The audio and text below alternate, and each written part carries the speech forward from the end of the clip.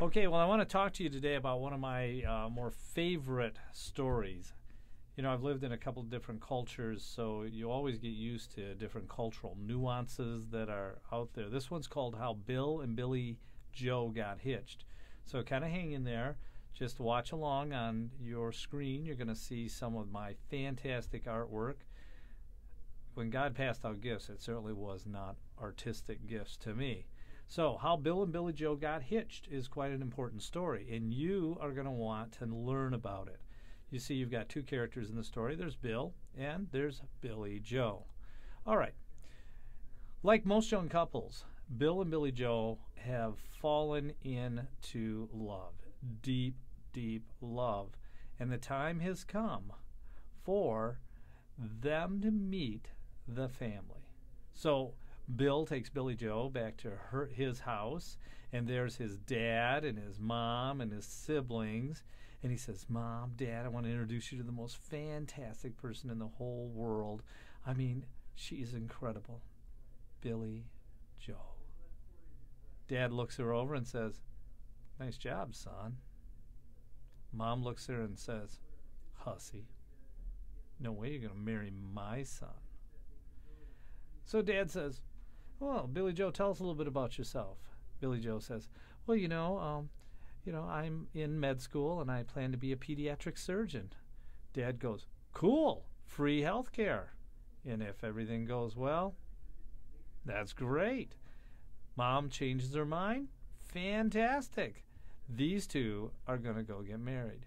But what if Billie-Jo says something like, Well, I'm kind of a dancer on the side, and I am kind of performing at the football games, at halftime with my baton and doing little dance steps in this little uniform. And gosh, I really like it, and I think that's what my future's going to be. Well, right there, Mom and Dad can decide. No way. This thing is what we call DRT. DRT. That means dead right there. But in this case, they really liked Billie-Jo, so they gave her the blessings. They're going to get married. Well, now the favor gets returned. Billie-Jo takes Bill to her house. Mom, Dad, I want you to meet the most incredible guy. Oh, I can't say enough about him. This is Bill. Mom looks at Bill and says, Hey, handsome young man. Welcome, Bill. Dad looks at him and says, I know what's going on here. Now with my daughter, no way, Jose. Mom says, Well, Bill, tell us a little bit about yourself. Bill says, Well, I'm the vice president of sales for a large investment banking house. Minds are going to be changed. Perhaps. Marriage can go on if Dad can be persuasive. Or if Bill says something like this, Well, kind of like, work isn't much for me, and Billie-Jo's got a great job, and I just want to ride my bike and hang with my biker friends. Well, this thing is, again, DRT, right there. On the other hand, they liked him. They said, You can go on and be married. Well, the next thing that happens, as those of you that have been married or in relationships with that very special somebody, you can't just stop with the parents and the family. The next place you got to go to is the family reunion. And here, Bill and Billie-Jo go to her family reunion, and everybody looks him over and decides whether Bill is right for her or Bill is not right for her. And I'll tell you what, this family has a lot of power. If they don't like Bill, guess what? DRT. Dead right there. Do not go on. But in this case, they like him. So guess what? The marriage gets to go on. Next thing happens, Bill takes Billie-Jo over to his family reunion. Same thing. If they like him, fantastic. If they don't, DRT. Dead right there. Well, fortunately for this young couple, they've had a chance to go on, and they now get to go meet the chief. I mean, this guy's the big cultural guru. He lives in this huge house that's up on a hill, And you can see it's got a portico and steps and things like that. And, well, he wears a cap. He's got a P on that cap, and he has these really strange feet that you can see. In his hand is the marriage license. And so Billy and Billie-Jo go present themselves to him. And you know what? If he likes them, he puts his signature on that piece of paper.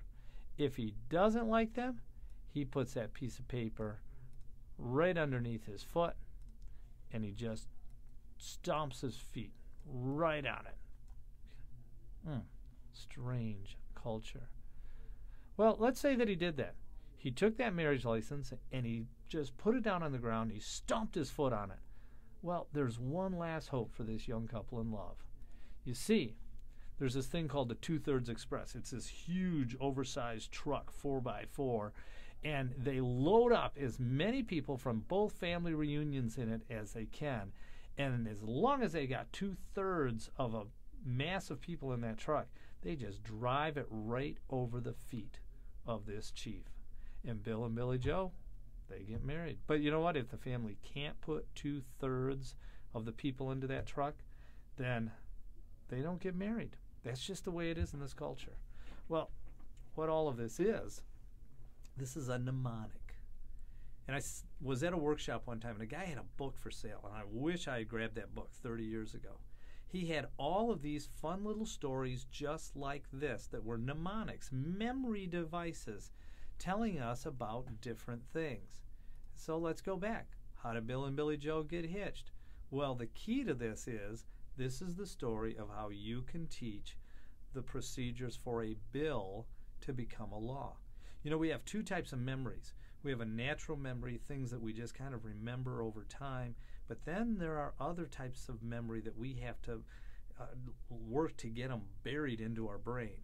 And that's the artificial memory. And that's why we create devices like mnemonics to help students remember these different things. So how does a bill become a law? Well, the first thing happens is the bill is introduced in one of the houses, either the Senate or the House of Representatives. There it's assigned to a committee. In this case, the committee wound up being the parents and the siblings. If the committee likes the bill, fine, the bill moves on. If the committee does not like the bill, they kill it right there. And you'll hear in legislative terms, the bill was killed in committee today. So it's DRT. It cannot go on. After it's gone through both of its, into its committee, the next thing that's going to happen is the bill goes to the larger floor of either the House or the Senate to get voted on. Again, if the floor votes with a majority to pass the bill, it moves on to the president's desk to be signed. If they don't, the bill dies. So if the vote does not receive a majority vote, it's DRT. The bill died on the floor of the House or in the Senate chambers. Well, the bill gets to go to the president. This is the guy with the P, and by now you should have figured out that these strange feet he has on his toes is the letter V. He has vetoes, or the power to veto a bill. So if a bill comes to him, he likes it, or maybe it's going to be in this next election or forthcoming elections, she likes it, they put their signature on the bill, it's all signed. If they don't, he vetoes it, and now the bill is dead, unless 2/3 of the members, combined members of both houses, vote to override the veto. And if they successfully do that, the bill has been passed.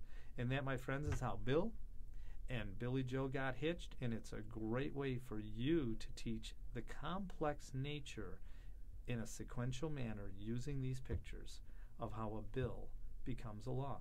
Hope you enjoyed that.